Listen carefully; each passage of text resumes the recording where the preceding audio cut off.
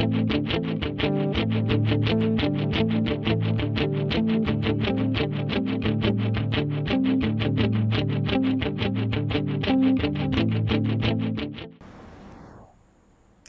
back. This is the second video for this class, and probably the last one. Well, it's not exactly the end of the video, so I'll probably do some vignettes to try to illustrate the personality disorders. And you have the content modules that will kind of walk you through some of the theorists, some of the theorists I found most interesting in the Dynamics of Personality textbook that you have. Which will kind of help you understand some features of some of the other personality disorders. And of course, you're going to work on a personality disorder as well. So hopefully you'll find the information useful. Anyway, this is a presentation on narcissistic personality disorder. And, you know, usually in class I ask people what do they usually think of when they think of someone who's narcissistic. And they'll come up with all sorts of key phrases or words. They'll think of somebody who's self-focused, somebody who's full of himself or full of herself, that sort of thing. They'd be right on track. The mnemonic that I use for a narcissistic personality is C has fee. C has a fee. Okay? C has fee. To see me, you have to pay a fee, basically. I mean, I consider myself that important. C has fee. So the S refers to self-importance. I feel like I'm very important. You know, I'm more important than you, in fact. So there's this self-importance that kind of permeates my whole system.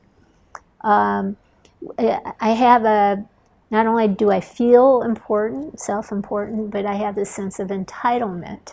You know, I don't need to wait in a line. You know, I'm beyond waiting in lines. I can go to the front of the line, you know, again, I'm that important. Exploitation can be part of that process. So you have the S, self-importance, E, entitlement, and the other E is exploitation.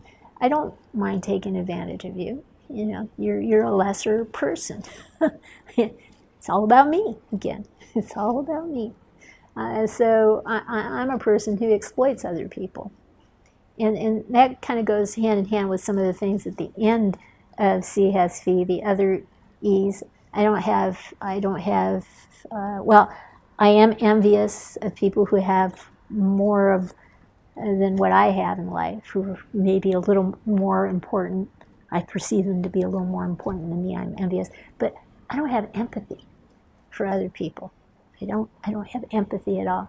You know, and again, that goes with that exploitation. You're just a little ant here, you know, so I don't feel anything, you know. I have an empathy. I can't read you. I usually don't listen to you. You know, it's more about, it's important for you to listen to me, because what I have to say is important. Okay, so C has fee. I'll go back to the H. The H refers to haughtiness or arrogance. You know, I'm full of myself, and I have this air about me, you know, this haughtiness, arrogance. Again, you know, my nose is up in the air. Also, I do have this sense that admiration should be part of the formula when you refer to me. You know, you should admire me. You should respect me. You should treat me special. That's the S too. I have a sense of being special. You should treat me differently. Yeah, there's specialness about me. And the F, I have fantasies of success and brilliance and intelligence and you know, I'm just way up there. You know, fantasies of status and that sort of thing. Again, self-important, sense of entitlement. Exploitation is not a problem for me. I'm haughty. I'm arrogant. I have this need for admiration. I have this this sense of specialness about myself. I have fantasies of success, of status, and that sort of thing. I am envious if you have more than I have, and I don't feel empathy regarding others.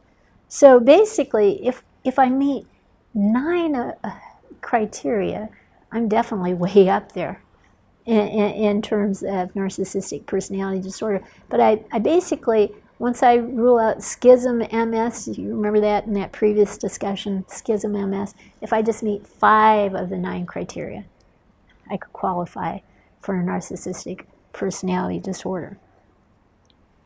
So, demographics. Now, these are some photos of a show, a couple shows.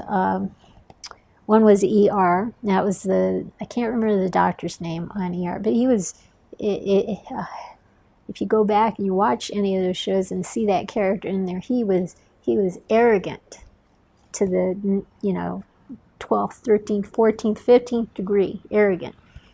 Definitely would meet the criteria of narcissistic personality disorder. An Ally McBeal, a couple of those characters there, definitely you would place in that category. They're characters, not saying anything about their personas as real people, but their characters were definitely narcissistic. Does it happen more in men and women? Well, it happens more, or it's clinically diagnosed in men over women. So it, according to the literature, according to the research, again, clinically diagnosed more in men versus women.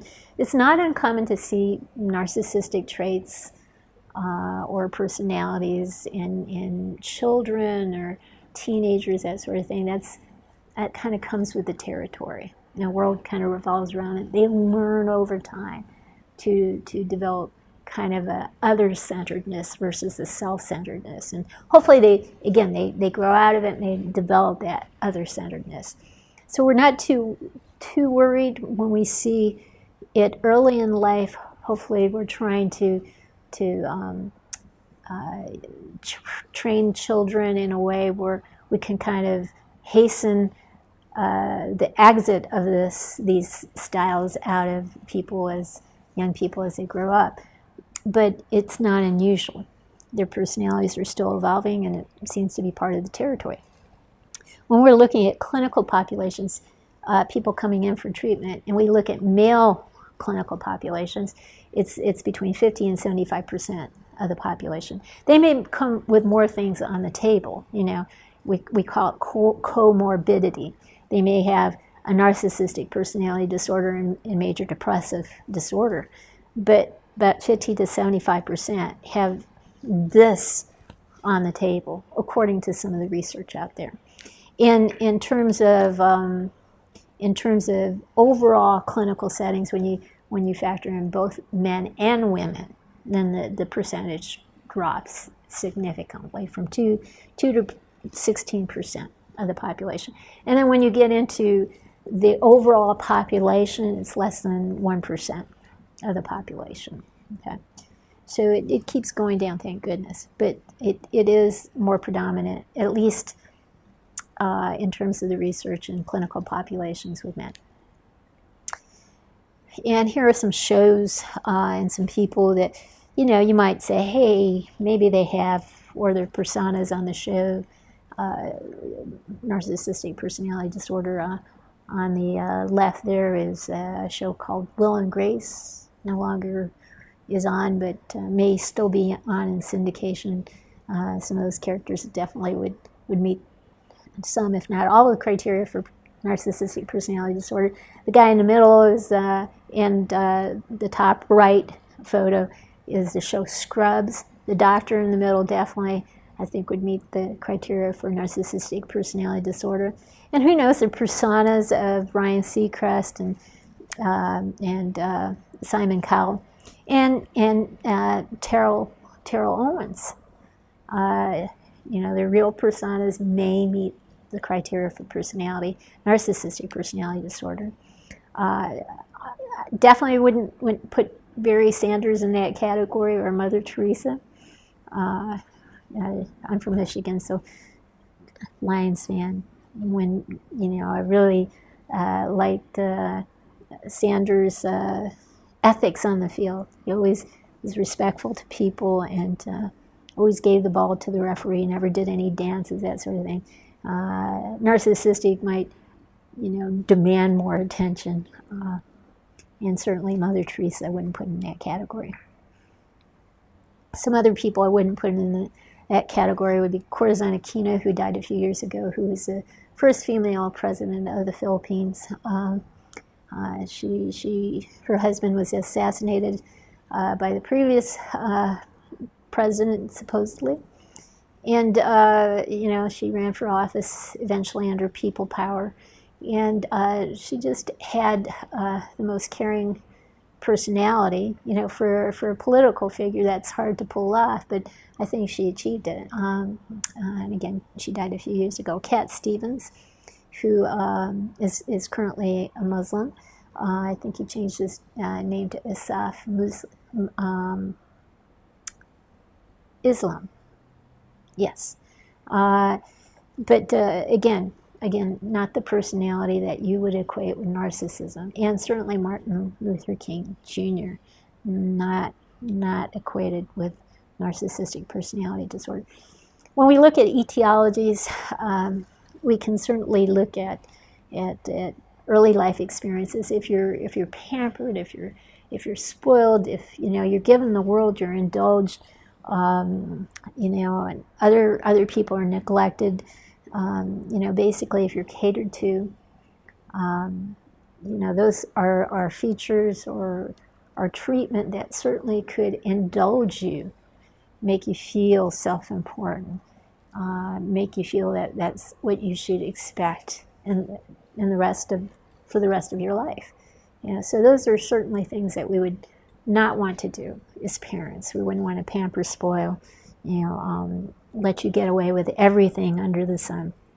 If parenting is inconsistent or abusive, a person might develop some ways to cope. Some fantasies about being self-important and people need to treat me better. So they kind of pushed into a situation where they start demanding things, or they start mimicking what other people are doing to them. So those things can sometimes contribute to narcissistic personality disorder. If we focus on achievement and only achievement, oh, you did such a great job, and you just, nothing you do is ever wrong. I mean, oh, that's such a fantastic project. If we just keep, focusing on what the child produces, well, they get the sense that producing is everything in life, and so that might feed into the narcissism in and of itself. So we have to think of finding, I use this picture, find the right combination to prevent narcissism from happening. Of course, consistent discipline would be part of that package. Nurturing, caring behaviors, but holding kids accountable in caring and nurturing ways would definitely be part of that package. We want to separate the child from the behavior. So yes, unconditional acceptance. You are a worthwhile person, and I value you immensely. But not always focus on focus realistically on behaviors. So if the kid is acting out, he or she is held accountable for that behavior. And we draw a distinction between the person and the behavior in and of itself. Age-appropriate boundaries. Boundaries. That's a key word. Boundaries. You don't rule the world. There are boundaries here. So, when a child is young, you don't, little kid, you don't ask them, what do they want to eat? If you ask them that every day, they might say pizza. And so they probably wouldn't be getting the best nutrition on the face of the planet. But you might say something like, well, what vegetable would you like today? And give maybe 3 choices, that sort of thing. So you've got boundaries. As a child ages, the boundaries widen, a kid, getting dressed for church, you might set out a couple choices, and as he or she gets older, you might say, early early teens, you might set out 6, 7, 8 choices, or vegetables, 6, 7, 8 choices type of thing. So the boundaries get bigger over time is the main point here. Till finally, they have displayed enough good decision-making processes where they're able to make decisions on their own. So age-appropriate boundaries, so the world doesn't revolve around them, right? And you're not just going to reward achievement, you're going to reward all sorts of things. I like to call them empathy, caring, nurturing behaviors. Whenever they do something nice, like listen to someone, you want to point that out to them. Hey, I like the way you listen to so-and-so. That says that you respect that young man. I really admire that. That was very nice of you. When they share something, hey, I noticed you just shared something a second ago with so-and-so. Hey, that was very kind. That's kind behavior. Good job. Good job. Empathy, caring, nurturant behaviors that kids are capable of doing. This is when you want to pounce on them and pay attention. Connect the dots in their brain. Hey, I saw that. I thought that was neat. Keep going down that road. That's good. Selfless acts, especially. Anything that's selfless is what you want to key in on versus selfish. Again, without boundaries, you're creating selfishness. If you're only paying attention to the me, and look what I've done. I won the spelling bee. I outdid so-and-so. Great job! You don't want to go there. You definitely don't want to go there. You want to say, hey, it's good that you knew your material. It's nice if everybody could be rewarded for just making some gains in this process. And it's not about beating somebody else. It's nice if everybody could do well. Just reorienting them a little bit here and there is good. If it's gone beyond prevention, the writing was on the wall and the writing is becoming more visible, and now this person is an adult and this person does have narcissistic personality disorder. Now we're talking about a whole different way of interacting with this person, especially if you're in the mental health field, a counselor, therapist, clinician, and you're working with this person. And here we're talking about boundaries again. You want to set appropriate clinical boundaries.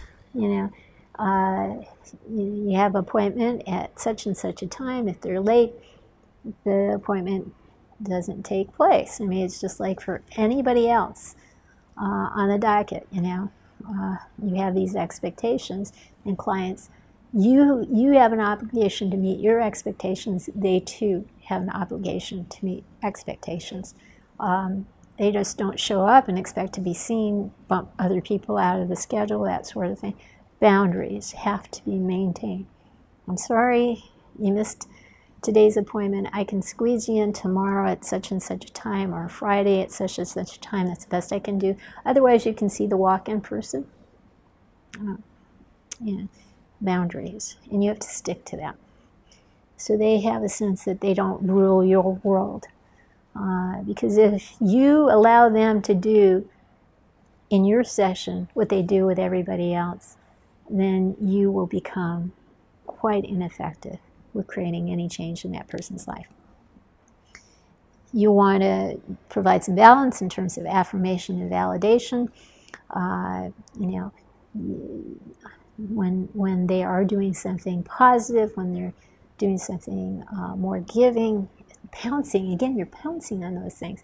And when they're not, you're bringing it to their attention, to their conscious awareness.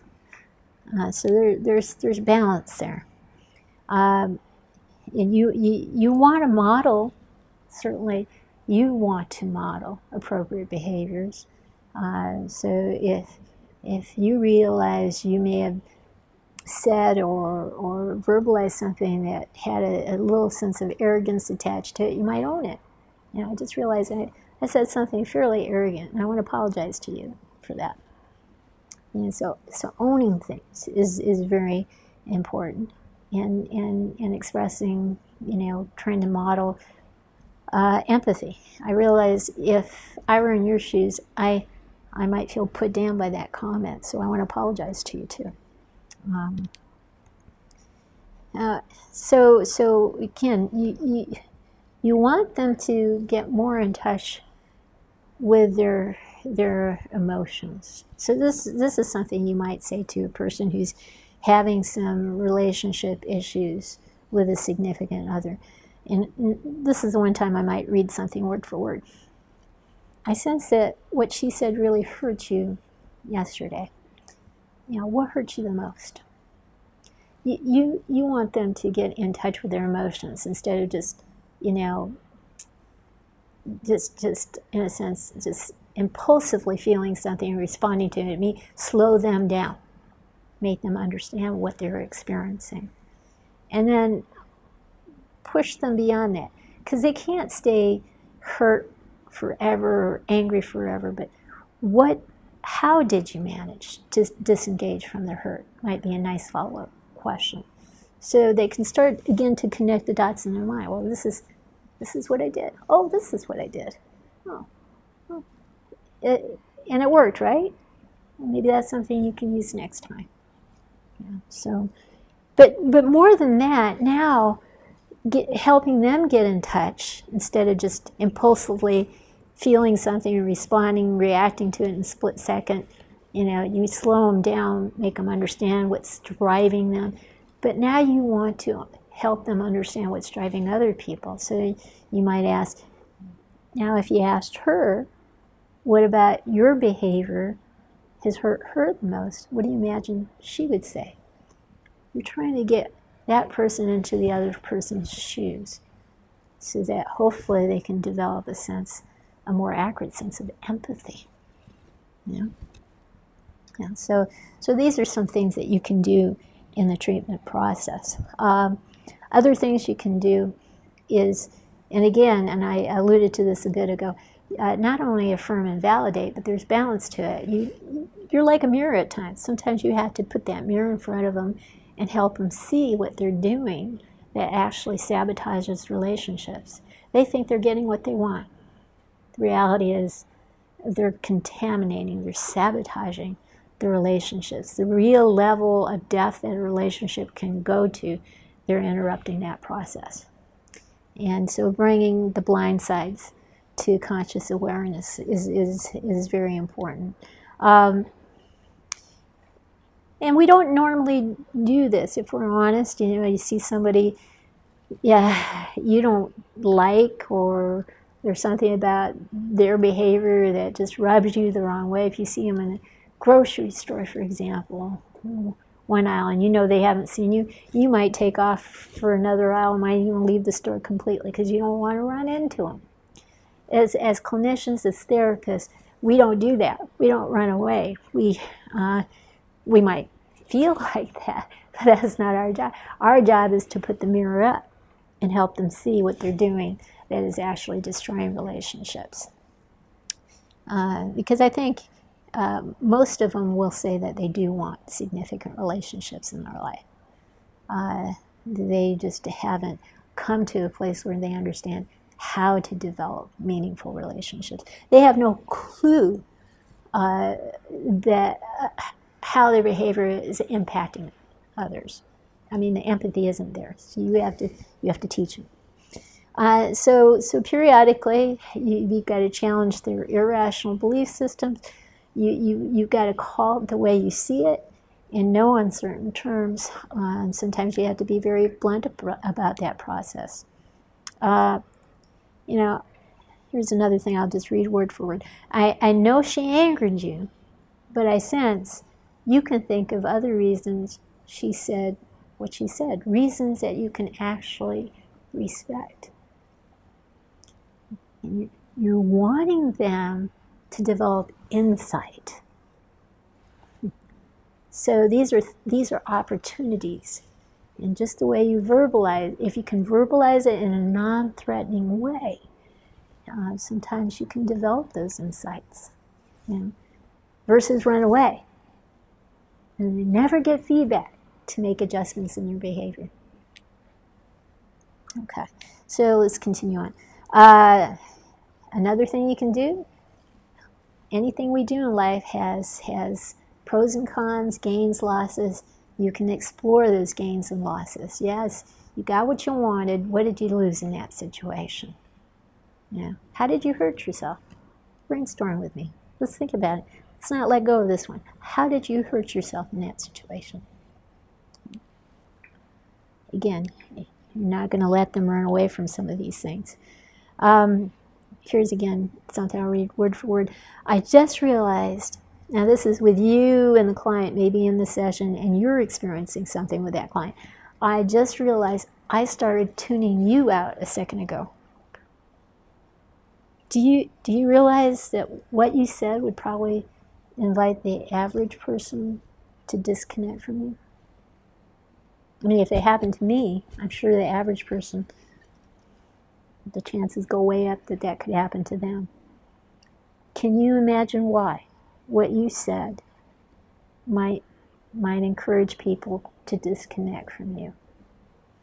Is that what you really want? You can say it in non-threatening ways, but kind of put them in a situation where they have to think about, hopefully develop insights into their behavior.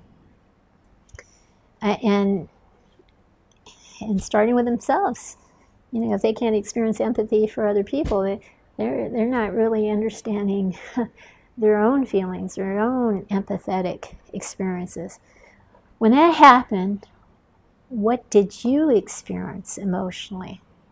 Help them try to get in touch with their real feelings. And if they say anger, that's like a secondary emotion. You want them to go deeper than that.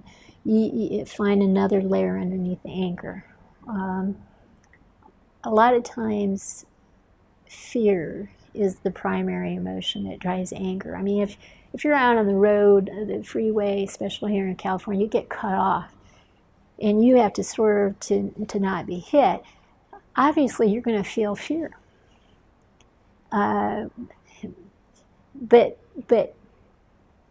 people jump very quickly to the anger part. They feel, maybe get on their tail, But it was fear that you initially felt that suddenly changed to anger. So anger is a secondary emotion. Fear is usually the emotion underneath it. Helping them get into touch with that can again develop insights so that they can then generalize that to other people. When other people get angry, they're probably operating from fear. Empathy. We're trying to develop empathy, understanding, greater understanding.